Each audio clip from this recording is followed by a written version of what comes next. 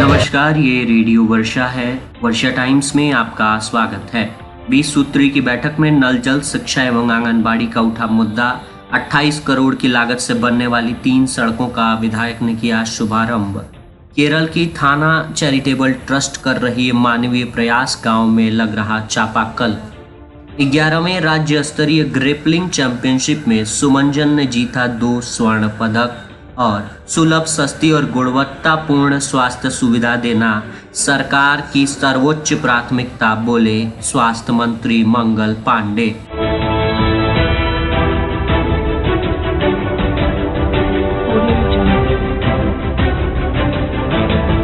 वर्षा times के साथ मैं नवनीत। अब वर्षा टाइम्स विस्तार से।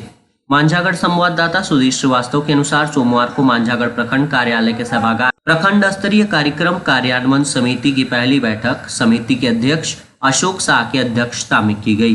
बैठक में करीब 1.5 घंटे विलंब से पहुंचे अध्यक्ष को लेकर सदस्यों ने अध्यक्ष के प्रति नाराजगी जताई। उसके बाद सदन की कार्यवाही शुरू हुई, जिसके बाद सदस्यों ने विद्यालय में एनजीओ के द्वारा उपलब्ध कराई जा रही एमडीएम की गुणवत्ता का मुद्दा उठाया, जिस पर प्रखंड शिक्षा पदाधिकारी राजेश कुमार झा ने बताया कि एमडीएम एनजीओ के माध्यम से उपलब्ध कराई जा रही है। इसकी निगरानी एमडीएम प्रभारी के द्वारा कराई जाती है।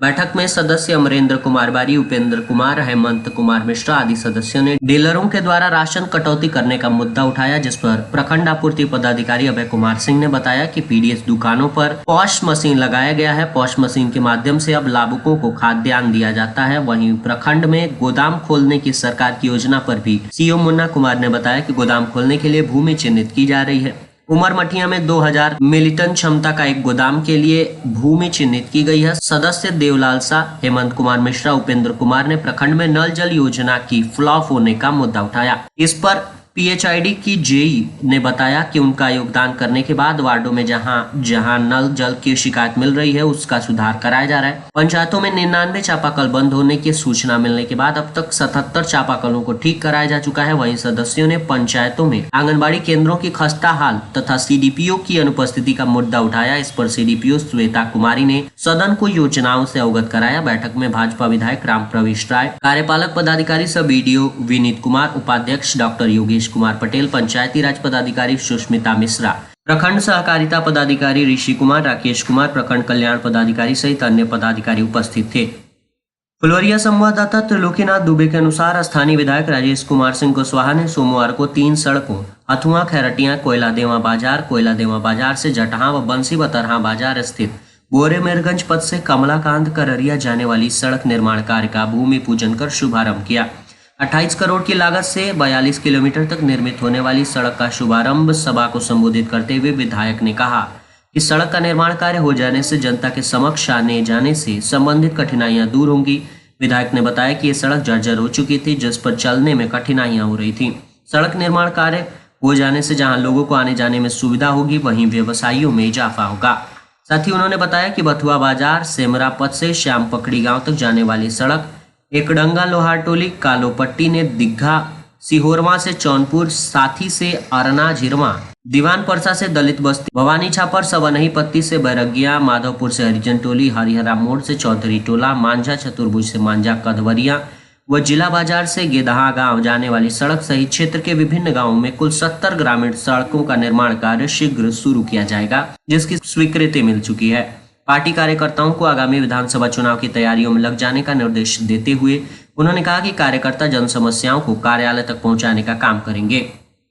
फुलवरिया प्रखंड में केरल के थानल चैरिटेबल ट्रस्ट प्रखंड के कई गांवों में गरीब वंचित की मदद के लिए आ गया है। ये ट्रस्ट समाज के गरीब, असहाय और हाशिए पर पड़े वर्गों की सहायता करने में महत्वपूर्ण भूमिका निभा रहा है। थानल के काम का एक उल्लेखनीय पहलू गंभीर रूप से बीमार व्यक्तियों के इलाज के लिए वित्तीय सहायता प्रदान करने की इसकी प्रतिबद्धता है। ये सुनिश्चित करना कि स्वास्थ्य संबंधित आपात स्थिति गरीब परिवारों के लिए असहनीय बोझ न बन पाए। भीषण गर्मी से उत्पन्न चुनौतियों को समझते हुए ट्रस्ट ने स्वच्छ और सुरक्षित पेयजल की पहुंच सुनिश्चित करने के लिए हैंडपंप लगाने की भी पहल की है। ये प्रयास पंचमुआ, काजीपुर, देवान परसा और छत्तू बथुआ सहित कई गांवों में चल रहा है। श्री बाबा पेंगादाना और श्री शक्करीन हाजी के नेतृत्व में थानल चैरिटेबल ट्रस्ट के सभी सदस्यों और स्वयंसेवक सक्रिय रूप से और निस्वार्थ भाव से इस नेक काम में अपना योगदान दे रहे हैं। जिले के भोरे थाना क्षेत्र के सिसई बाजार में हुई चाकूबाजी और हत्याकांड में पैठान टोला गांव के एक युवक की निर्मम हत्या मामले में पुलिस अधीक्षक अवधेश दीक्षित ने मामले का जायजा लिया। एसपी अवधेश दीक्षित ने घटना पर पहुंचकर घटना का जायजा लिया और विदित हो कि जब घटना घटी उसी समय एसपी अवधेश दीक्षित छुट्टी पर थे। इस मामले में पुलिस ने 3 लोगों को गिरफ्तार किया है। आज एसपी अवधेश दीक्षित ने घटनास्थल का निरीक्षण किया और साथ ही निरीक्षण के दौरान संबंधित पदाधिकारियों को कई आवश्यक दिशा निर्देश दिए। मौके पर हथुआ एसडीपीओ आनंद मोहन गुप्ता, भोरे थानाध्यक्ष रामबालेश्वर राय सहित कई अधिकारी मौजूद थे। फुलवरिया संवाददाता के अनुसार श्रीपुर थाने के गणेश डूमर गांव में रविवार को खेत में लगे सब्जी फसल बकरी के द्वारा नुकसान पहुंचाने को लेकर 2 पक्षों में जमकर मारपीट हुई, जिसमें दोनों पक्षों के 3 लोग घायल हो गए। सभी घायलों को इलाज के लिए स्थानीय सामुदायिक स्वास्थ्य केंद्र फुलवरिया में भर्ती कराया गया, जहाँ इलाज चल रहा है। इस संबंध में दोनों पक्षों से सोमवार को अलग अलग प्राथमिकियां दर्ज कराई गई है, जिसमें कुल 9 लोगों को आरोपी किया गया है। घायलों में प्रथम पक्ष के ब्रिज किशोर राम और उनकी पत्नी किसम्मती देवी और दूसरे पक्ष के जयप्रकाश राम शामिल। रेडियो वर्षा के संवाददाता सत्यप्रकाश वर्मा के अनुसार जिले के कटिया प्रखंड के मानपुर निवासी सुमंजन ने 11वें राज्य स्तरीय ग्रैपलिंग चैंपियनशिप में 2 स्वर्ण पदक जीतकर प्रखंड के साथ ही जिले का नाम रोशन किया है। विदित हो कि 11वें राज्य स्तरीय ग्रैपलिंग चैंपियनशिप का आयोजन दानापुर में वीएम शर्मा ग्राउंड में किया गया था।